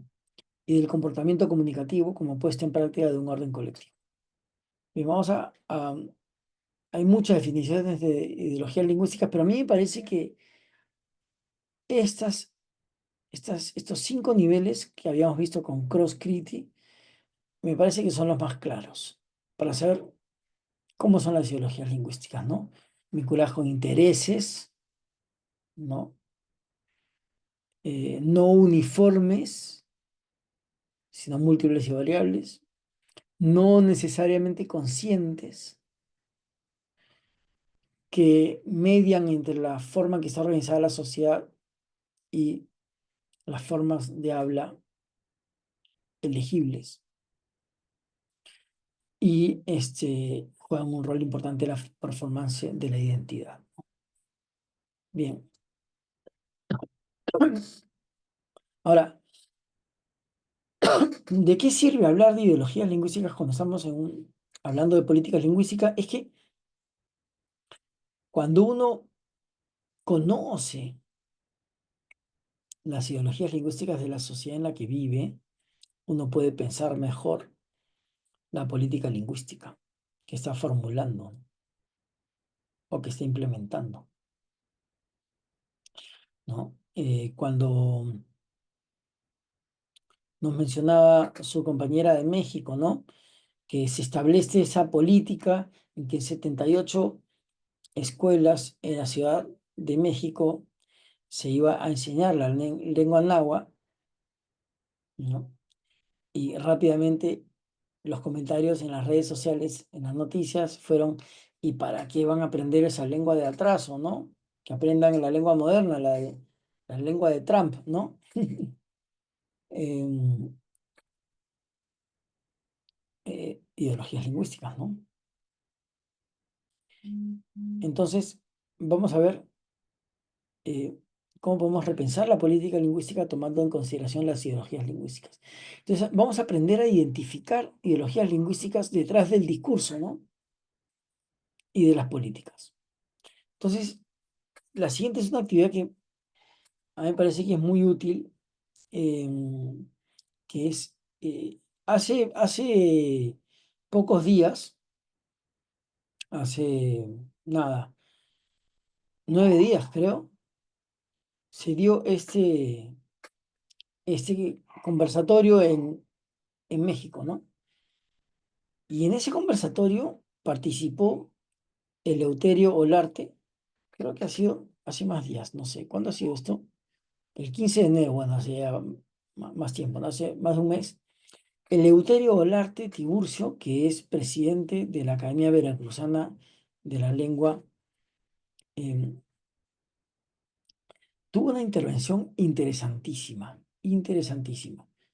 Y bueno, más de una intervención en realidad, ¿no? En ese conversatorio también estaba Ernesto Díaz Cuder, entre otras personas. Y la actividad que les sugiero a ustedes es que escuchen las primeras 2 intervenciones de Eleuterio Olarte Tiburcio, como les digo, director de la Academia Veracruzana, directores de las lenguas indígenas, en el reciente foro Repensar la política del lenguaje en México. Y acá les propongo 2 fragmentos, 2 segmentos.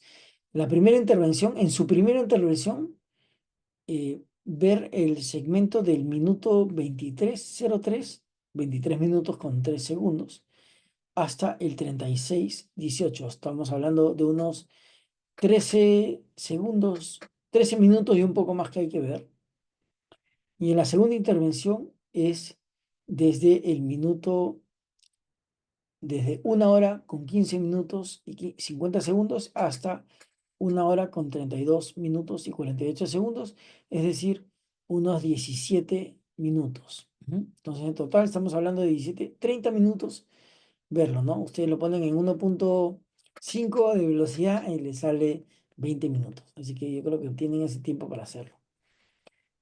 Y vamos a adelantar un poco esto.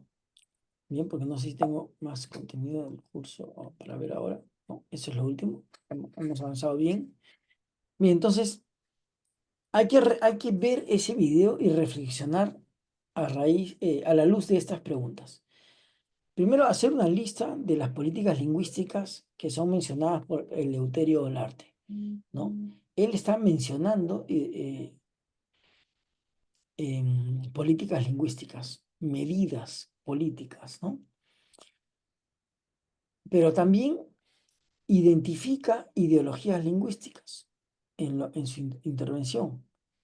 ¿Cuáles son esas ideologías lingüísticas que él identifica? Hay que hacer también la lista. Y hay que luego establecer la relación entre estas ideologías y las políticas. ¿De qué manera estas ideologías lingüísticas afectan a las políticas lingüísticas que has identificado? Escribe tus reflexiones. Entonces, es una tarea muy sencilla. Hay que escribir estas reflexiones en un documento de Word y subirlo hasta el 2 de marzo. Se tienen como bueno, no falta mucho, ¿no? Porque estamos 24, 4, 6 días. Sí, una semana para hacerlo. Entonces, comencemos desde el 23:03. Vamos a ver. Voy a abrir este enlace. Voy a compartir con ustedes el YouTube. A ver, ¿dónde está esto? Aquí. Me dicen si... voy a compartir sonido también. Bien.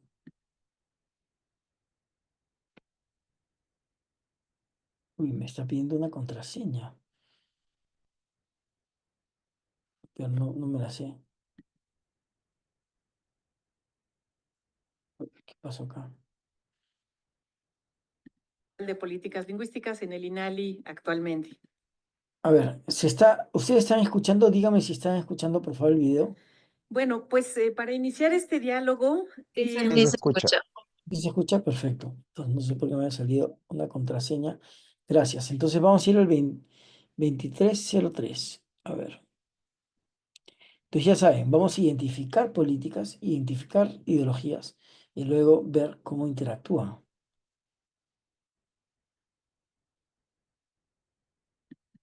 Ahí está.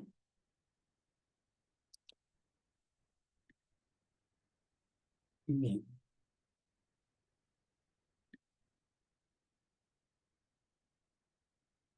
Qasem nataqamanan chi tamakshi minitiw hu'u minitiw li chuwina kita chiwin kan Nicolás Laksanjama Nicolás yahta chiwina boton laksukaman penachuna mapaqsinani ni ta kin kamaktayayan cha kin kalaktayayan kalak makankanan kita chiwin kan. Un servidor de ustedes, buenas tardes a todos, Eleuterio Olarte Tiburcio, soy hablante de la lengua Tutunacú. Esta lengua se habla en la parte norte del estado de Veracruz y la parte norte del estado de Puebla. Es mi lengua materna. Yo aprendí el español como a los 9, 10 años al estudiar en la primaria en la ciudad y bueno, me expreso mejor en mi lengua materna. Gracias al maestro, al doctor Ernesto, a la maestra Armandina por la invitación que me hacen de participar en este foro de repensar la política del lenguaje en México. Los felicito por esta decisión. Es un tema que tenemos que estar reflexionando permanentemente, pero también tenemos que actuar.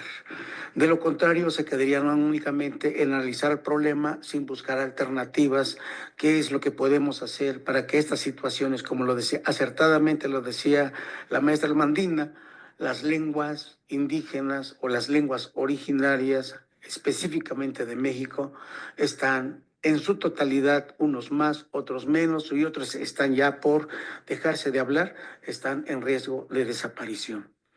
Las políticas que se han seguido en México, en cuanto, como lo han señalado atinadamente ya aquí el licenciado Juan, es que por la política de la castellanización que se estableció desde la colonia, que se continuó en la vida independiente, y sin ahondar mucho en esto, yo diría que cuando nace ya la nación mexicana, nace como una nación ya únicamente como una nación monolingüe, a pesar de que los pueblos indígenas luchan en la vida independiente. Nosotros tenemos a un héroe regional que se llama Serafín Olarte, con la talla de un héroe nacional que luchó junto con López Rayón. Es un héroe olvidado. Nadie le hace honores o recuerda sus aportes o se difunde. Recientemente, tiene 6 años que hemos retomado a este héroe. Hoy el ayuntamiento de Papantla está haciendo, le pidió a un personal de aquí del INA, para que hiciera una investigación sobre la vida de Serafín Olarte, porque es un héroe. Así como están olvidadas las lenguas indígenas, están olvidados los héroes indígenas dentro de la historia de México, y como tal nosotros no las conocemos. En este sentido, es decir que la Constitución que se crea en 1824 desconoce a los pueblos indígenas. La Constitución de 1857, con el tiempo de Juárez, desconoce a los pueblos indígenas. La Constitución de 1917 también desconoce a los pueblos indígenas. Lo que no existe en la Constitución no existe en la práctica. Entonces, por lo tanto, hay que combatirlas y exterminarlas, y esa es la condición que quedaron las lenguas y culturas indígenas. Se le encarga la educación, esa tarea. Es así como nace la educación indígena en México. Su tarea principal era enseñarles el español a los niños, en vez de enseñarles ciencia, conocimientos, sino más bien aprendieran el español. Esto ha sido una formación que ha tenido todos los sujetos, todos los mexicanos. Muchos de nosotros que estamos aquí así nos formaron. Inclusive a mí me formaron para rechazar mi lengua materna, porque nos enseñaron a avergonzarnos de nuestro idioma. A toda la gente les enseñaron a discriminar, y la práctica del racismo se incrementó. Entonces nos decían indio, inclusive se llegó a manejar que la sociedad mestiza era gente de razón, mientras que los pueblos indígenas y la gente indígena era gente de no razón, es decir, no razonaban. Esto ha hecho daño, mucho daño, que mucha gente ha dejado de hablar su lengua, ha dejado de transmitirle a las nuevas generaciones. Pero a pesar de todo esto, son 500 años de estar resistiendo a este embate donde nos dicen que nuestras lenguas no tienen el valor, la categoría de lengua, sino son dialectos de forma peyorativa. Aún así, hoy encontramos mucha gente todavía que habla su lengua.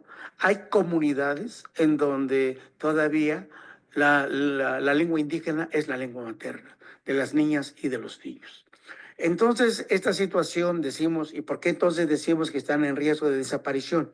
Porque están envejeciendo. Están envejeciendo en el sentido de que la mayoría quien habla esas lenguas indígenas son una mayoría de persona adulta o muy adulta, y la mayoría de los jóvenes su lengua materna está siendo el español. ¿Esto a qué se debe? Se debe a que no se reconocieron los derechos al uso de la lengua. Esto ha sido una situación muy difícil. México tuvo que cambiar y aceptar de que es una nación que tiene pueblos indígenas, porque había suscrito un acuerdo con la Organización Internacional del Trabajo, en donde le exigieron en 1992 que tenía que cumplir con ese acuerdo y que tenía que modificar su constitución. Es así como aceptó, digamos, incorporar por primera vez en 1992 de que México tenía una composición multicultural. No vino del interior del país, fue exterior de organismos internacionales por haber suscrito acuerdos y convenios. Sin embargo, con el zapatismo salta este tema y empiezan los derechos. Exigir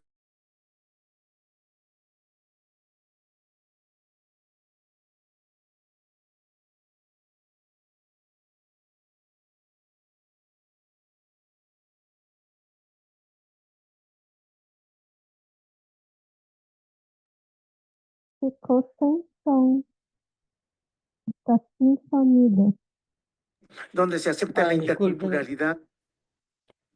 disculpen, sí, yo quería probar qué es lo que pasaba. Parece que ustedes escuchan el audio del micrófono, lo que suena a mi parlante de mi computadora, eso lo estaban escuchando ustedes. Pero bueno, yo creo que igual quería ya parar porque no sé si ya podemos compartir, ¿no? Bien, hemos escuchado muchas políticas lingüísticas mencionadas por Eleuterio Olarte Tiburcio, ¿no? A ver, ¿quién me dice alguna? O podemos escribirlas en el chat si quieren, o hablar. Una primera política lingüística mencionada por él. ¿Cuál sería? Política de castelanização, né? Así es. La Pol- castellanización. La política de castellanización, ¿no? Una política de castellanización de todas maneras, ¿no? ¿Qué otra política hay? Una política lingüística de,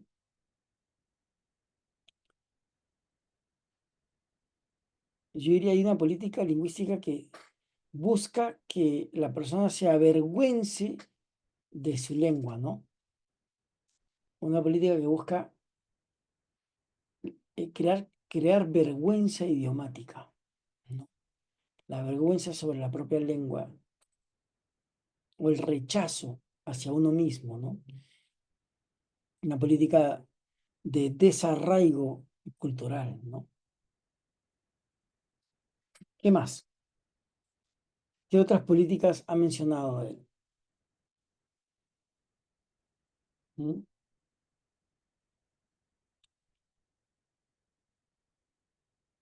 Otras más que haya mencionado ahí van dos, pero hay más, ¿no? Algunas del propio pueblo, ¿no? Sí, mencionó que parte de la política que se creó en México venía de los convenios internacionales y fue hasta que llega en México y aterriza que a partir del movimiento zapatista es que surge también ya la política local. Entonces creo que también eso es importante. Así es, ¿no? Entonces, la política lingüística eh, que viene por obligación, ¿no? Del convenio 169 de la OIT en concreto, ¿no? De eso está hablando, que obliga a nuestros países, y más o menos por eso nuestros países en los años 90 es que se abren a la existencia de los pueblos indígenas, ¿no? Luego, él habla de de, una política de no mencionar en las constituciones la existencia de los pueblos, para no considerarlos existentes. Incluso la constitución de Benito Juárez, que Benito Juárez fue indígena, ¿no? Fue indígena, pero ni siquiera siendo él indígena en su constitución, tampoco se reconoce la existencia de los indígenas, ¿no? Esto es como curioso, ¿no? Porque, bueno, perdón, Sí, adelante, siendo adelante. que justo Benito Juárez es como lo máximo que decimos las personas indígenas, ¿no? Aquí me saltó como la idea de las ideologías que se tienen en torno a las lenguas, ¿no? Porque Benito Juárez, si bien venía como de los pueblos indígenas, él no impulsó estos temas indígenas ni las lenguas, por el contrario, él se enfocó a separar el Estado de la Iglesia, pero en sus mandatos pues no aparecen las lenguas, ¿no?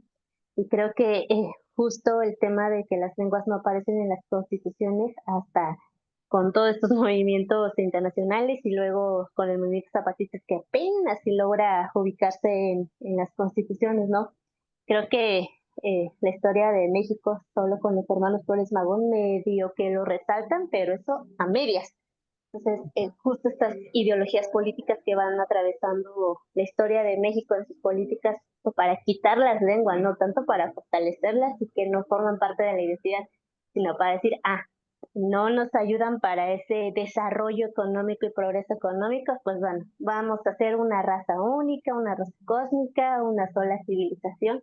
Entonces, justo creo que se ven bastante bien aquí las ideologías. Bien.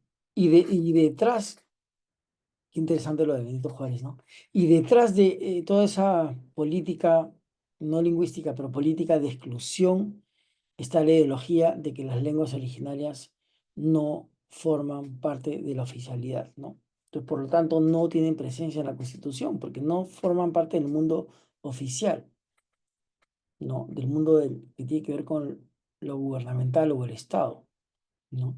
Entonces, no tienen lugar. Hasta que nos lo piden de afuera o con el movimiento zapatista, ¿no? Hasta que es exigido de afuera y de adentro, pero exigido, ¿no? Demandado. Si no, no. ¿No? Luego, él habla también de la política lingüística de castellanización forzosa, que tiene una ideología detrás, ¿no? La ideología de que las personas, que las lenguas originarias no son lenguas de razón y que las personas que las hablan no son personas de razón.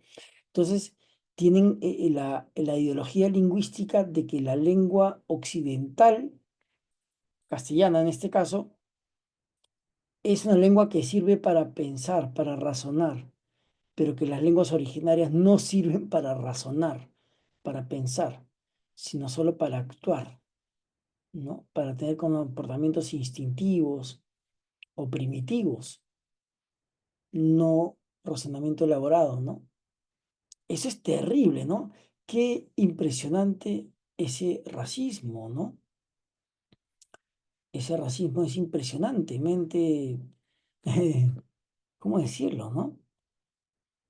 Entonces, y eso se ha creído hasta hace no mucho, ¿no? De hecho, la persona que critica el hecho de que se enseñe náhuatl en México, lo que está diciendo es, ¿para qué le estás enseñando una lengua que no es una lengua útil para la vida moderna, ¿no? Es una lengua primitiva, ¿no? Entonces, fíjense, ahí en ese ratito que hemos escuchado a Eleuterio, hemos identificado unas 3 políticas y un par de ideologías, ¿no? Bueno, es bastante rica la intervención del director de la Academia Veracruzana de las Lenguas Indígenas, ¿no? Es bien rica.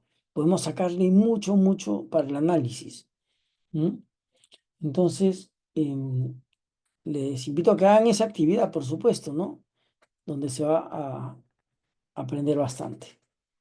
Seguimos un ratito más con el video.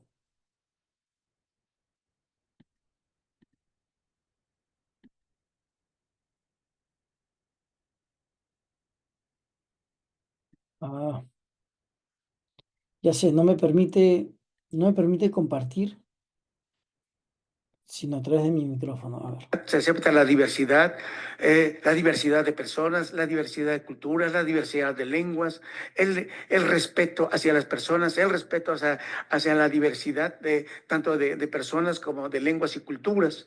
En ese sentido, se venía dando ya los derechos de la mujer, pero se acentúa aún más en el siglo XXI. Los derechos de la mujer, los derechos del niño, los derechos de la niñez, los derechos de la diversidad de capacidades y no se podía dejar los derechos de los pueblos indígenas. Y decimos, es que nosotros hemos luchado. No, es una política que viene del exterior y que se va acentrando y adentrándose en México. México sí es una nación plurilingüe, porque está compuesta, se reconoce porque está compuesta por pueblos y culturas, comunidades indígenas con lenguas y culturas distintas. Pero México en esto no se reconoce como nación multilingüe. Reconoce que existen, pero no asume la nación. La nación no se asume como multilingüe. Por lo tanto, este derecho que se va reconociendo es de tolerancia, pues hay que preservarlas. y se le declara patrimonio cultural, es un patrimonio, un edificio, que hay que cuidarla, que no se destruya totalmente, darle mantenimiento, pero en ningún momento tiene una función fundamental. Por lo tanto, vuelvo a ver otra vez ahorita, recientemente, en el 24, de este ya siglo XXI, 24, se vuelve a modificar, se reforma el artículo 2 constitucional donde se reconocen los derechos de los pueblos y comunidades indígenas y vuelve a quedar muy limitada. Está muy claro los derechos, se declara los derechos de los pueblos indígenas. Tiene derecho a hablar su lengua, a usarla, a protegerla, a preservarla, a desarrollarla, a estudiarla, a difundirla. Pero vean en el apartado B, donde vienen las obligaciones del Estado mexicano, muy en lo general, y no hay nada específico en donde se obligue al Estado mexicano a que se asuma como una nación multilingüe o plurilingüe. Entonces, siendo así, es paliativo el asunto y la tendencia a detenerla es muy difícil. Por lo tanto, las instituciones no se sienten obligadas a cambiar y a transformarse. No se sienten obligadas a asumir una política de lingüística sobre la diversidad de las lenguas en sus regiones. Los municipios indígenas y con presencia indígena, hablando del estado de Veracruz, que son 71 en total, no se sienten comprometidos en asumir algo a favor de las lenguas, siguen con la política de la exclusión, siguen con la política de dejarle a que los pueblos indígenas, si las lenguas se van a preservar, pues que la preserven los hablantes, pero las instituciones no la asumen. Me da mucha tristeza ahorita ver aquí llegando a esta instalación, de esta, digamos, institución, en donde hay una historia de una mujer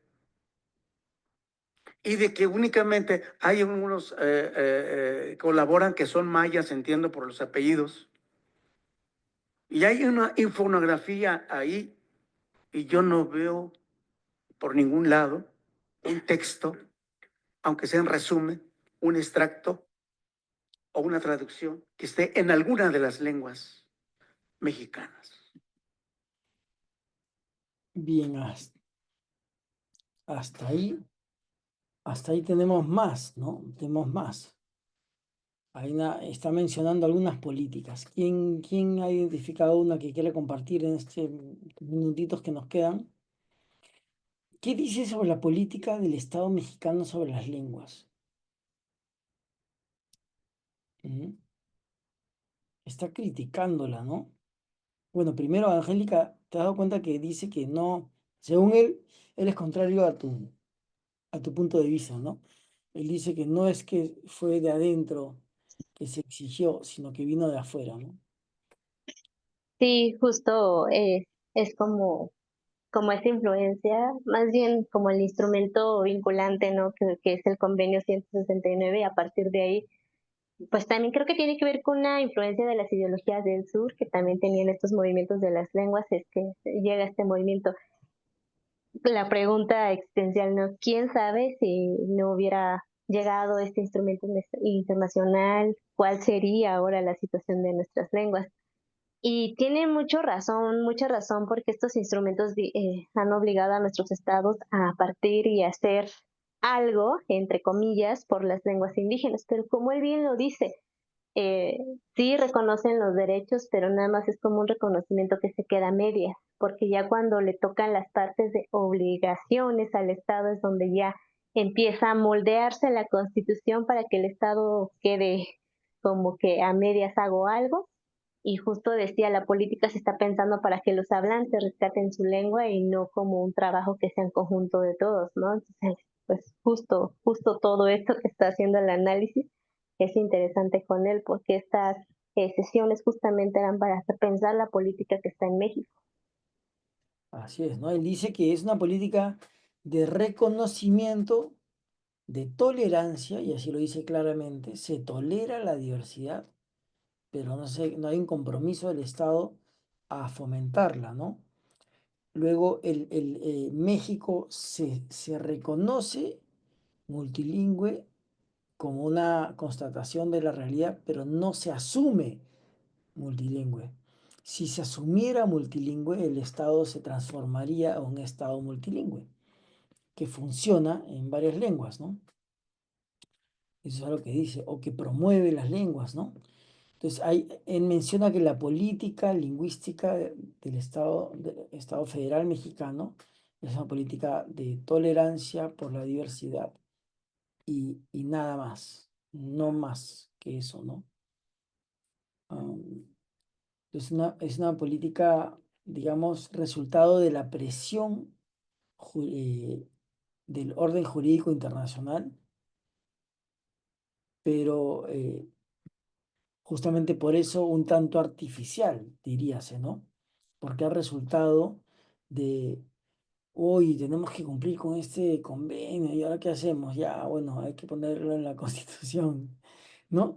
Este, ¿Qué es lo que ocurrió en todos nuestros países, ¿no?